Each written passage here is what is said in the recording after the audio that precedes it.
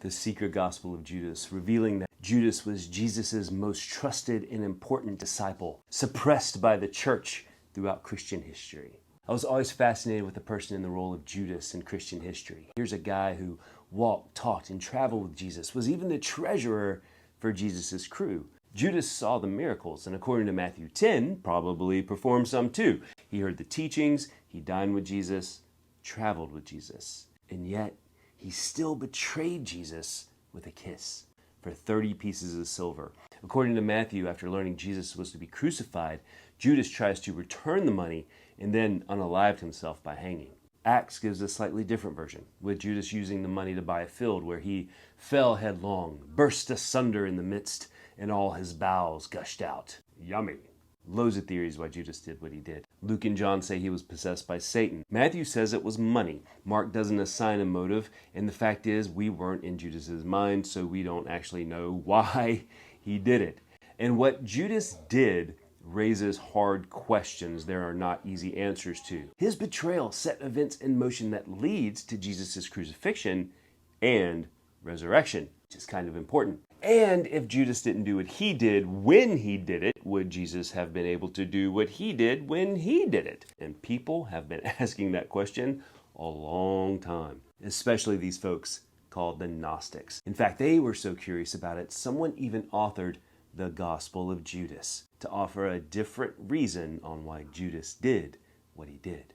Now, if you're curious about who the Gnostic Christians were, what they believed, I've got videos on that, or even better, if you want to go deep, I offer a 2-hour workshop available by donation, Understanding the Gnostic Gospels from a believer's perspective. And if you want to check that out, go here and then here. But here's the skinny on this mysterious Gnostic Gospel of Judas and its place in Christian history. In 2000, an antiques dealer turned over a leather-bound codex in her possession to an arts foundation in Switzerland. This codex was falling apart, and the dealer was hoping it would be preserved, translated, and then sold.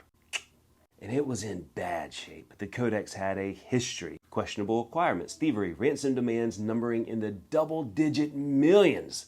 Wild stuff. And before being given to the Swiss Foundation, it had been stored in a box for 20 years and been offered to buyer after buyer who weren't handling it properly. But this was no ordinary codex. It was the only known copy on the planet of the lost Gospel of Judas. And after getting hands on it on April 6, 2006, the National Geographic Society published the first English translation from the Coptic, and in 2007 released the critical edition of the manuscript to the world.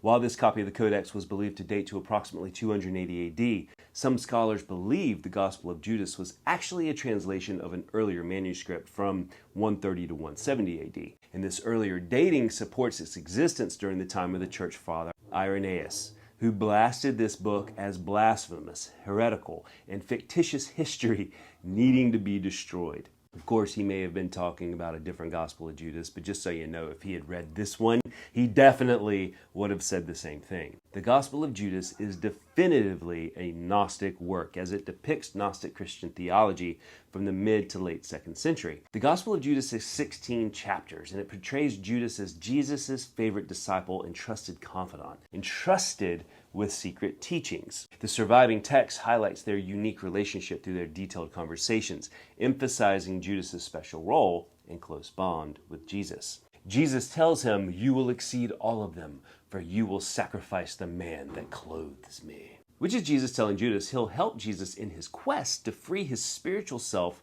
from his material body, freeing the eternal from the material. And that's big time Gnostic framework. So the Judas of the Judas Gospel is not the betrayer of Jesus, but is literally his most important disciple. And if that wasn't enough to tee off traditional church authorities, the Gospel of Judas contains a lot of stuff that straight up contradicts the teachings of the mainstream church. It says that God is a luminous cloud of light in a perfect, unending realm.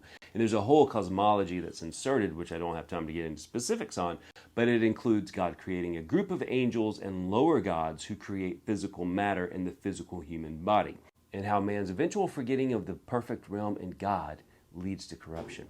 But it's through embracing the internal God, the divine spark, so to speak, man can return to true God's perfect and unending realm.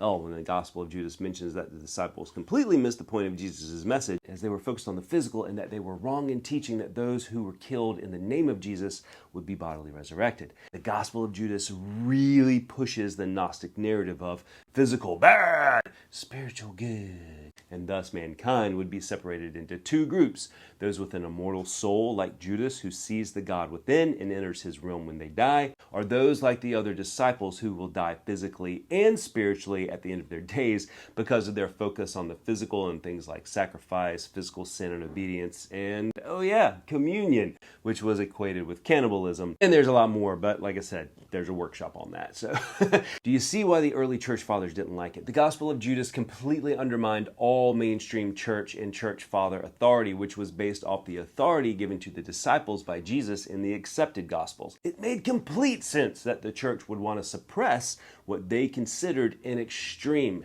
heretical understanding of Jesus. So, if you happen to come across any spooky, eerie videos on TikTok or anywhere else talking about the secret Gospel of Judas with secret teachings that weren't included in the Bible, there's a reason.